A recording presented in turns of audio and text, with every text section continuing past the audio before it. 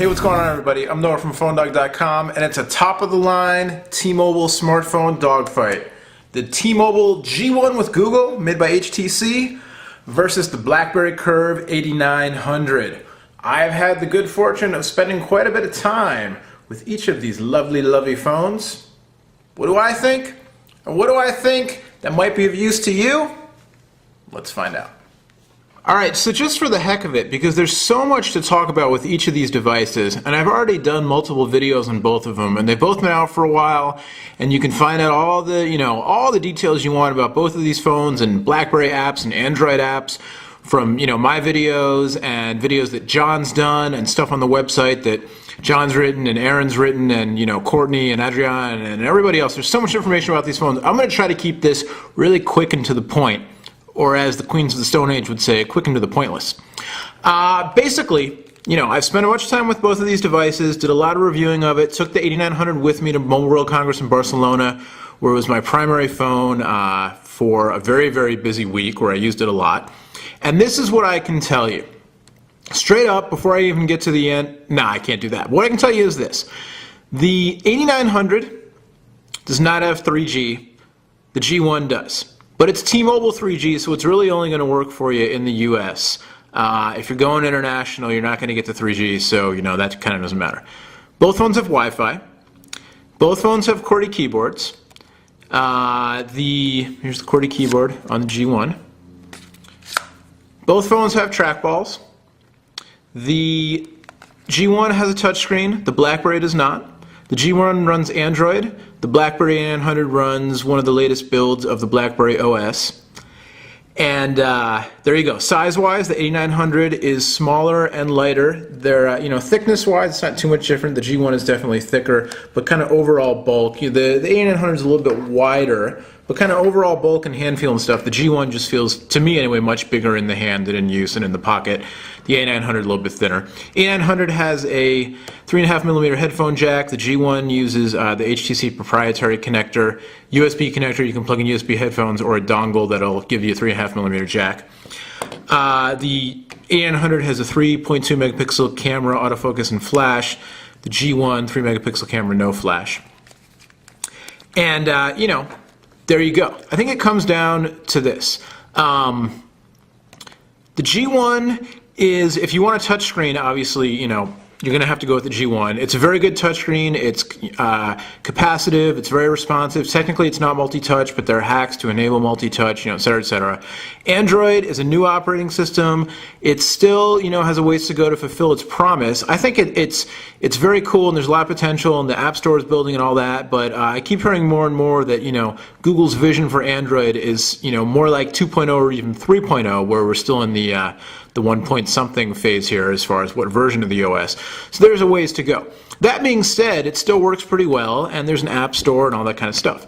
BlackBerry OS has been around for a while. They're just about to launch an official, app world, but supposedly maybe April 1st at CTAA. But there are all kinds of apps out there, all kinds of things you can do with the BlackBerry, huge user community, etc., etc., etc. For me, it kind of comes down to this. I like the keyboard on the BlackBerry better. I like the form factor on the BlackBerry better.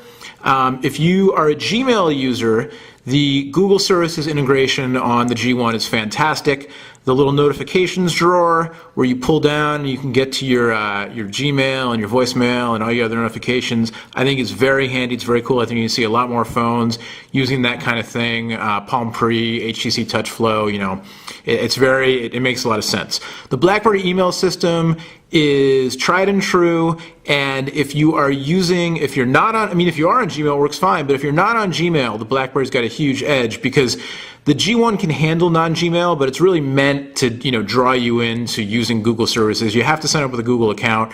You don't have to use that as your primary email, but if you use Gmail on it, it works much better. It's just built around Google services. Web browsing, they both have solid web browsers. The screen on the G1's larger and you have a touch screen, but I actually found on the BlackBerry that the new build of the web browser with the trackball I think really worked really well, and I enjoyed using it. And we'll show you again. You can get to all this stuff in the many videos that we've done, but I'll show you real quick. Web browsing on both devices, I think just very good. and the newer build. For me, having the trackball almost makes the the touchscreen is still handier, especially because it's a touchscreen and a trackball. But really, just having the trackball, that's kind of all I used, and it was fine, and I didn't really want for the touchscreen when I was using just the trackball. We'll show you Phone Dog on both devices real quick. As I said, keyboard-wise, I prefer the BlackBerry. The G1 keyboard is certainly not bad, but the key action, I just prefer the BlackBerry's key action. Especially for long-term use, I found the BlackBerry more comfortable to type on because the keys just press down further, have a better action, even though the G1's keyboard is actually, physically you can see larger and more spaced out. And I like the offset 5-row keyboard as opposed to the grid-aligned 4-row keyboard. So here's Phone Dog. You can see, larger screen, better resolution, but with the new BlackBerry browser, it's easy to zoom in, it's pretty responsive, it's easy to get around, scroll around the page and click on your links and all that kind of stuff. On the G1, obviously, the scrolling is great, all that kind of stuff. So really, it comes down in a nutshell for me to this. Form factor, BlackBerry definitely gets the plus. Everything else, I think the BlackBerry is more flexible in terms of which email system you're using. The Android operating system with the touchscreen is a little more fun, but it's just not quite, because the BlackBerry system works well, but it's definitely just like a little bit buttoned up and not quite as eye-candy-licious and all the scrolling and all that kind of stuff as you would get on, the Android phone. But it's fine. It looks nice. It works very well. And, the messaging features just can't be beat. And Android, there's just the combination of Android not being quite far enough along for me to put it in that, crazy touchscreen OS, rarefied air like the iPhone and like, what the Palm Pre promises. And then, the fact that the messaging integration, the real robust integration, really only works to its fullest if you use Google services, kind of limits it. So it's not quite, on the level of, again, what Palm Pre promises or what HTC TouchFlow 3D on the new versions coming out, the Touch Pro 2 and Diamond 2. When I saw that in Barcelona, was really pretty cool. And, Android's not quite there yet, and especially not if you're not using a Google account and Gmail as your primary email. Plus the fact that the BlackBerry has the 3.5mm headphone jack built in, which, me, that's a big thing for me, but I also think it's a big thing for a lot of people because you want to carry one device, and they both have decent media players, and, you want to plug in your own headphones, and stereo Bluetooth just is not as good sound quality-wise as a wired headset.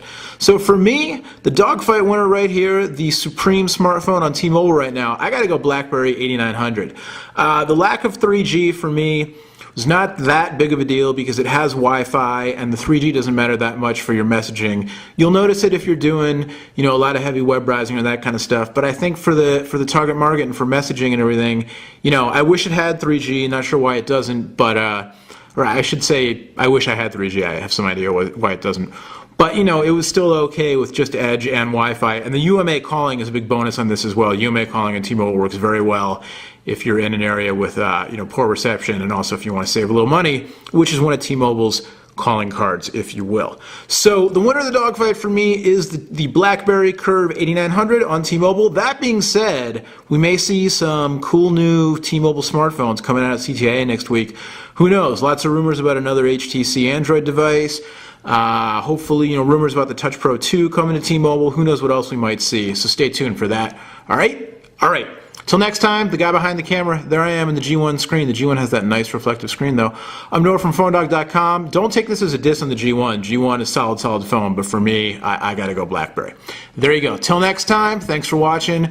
Be sure to check out all the coverage on PhoneDog. I'm on both screens now. CTIA, everything else, play the One Pod Bandit. You can win a free phone. Thanks to our friends at all the different companies for sending stuff over for that ongoing giveaway. And we will see you next time. Thanks for tuning in. Bye-bye.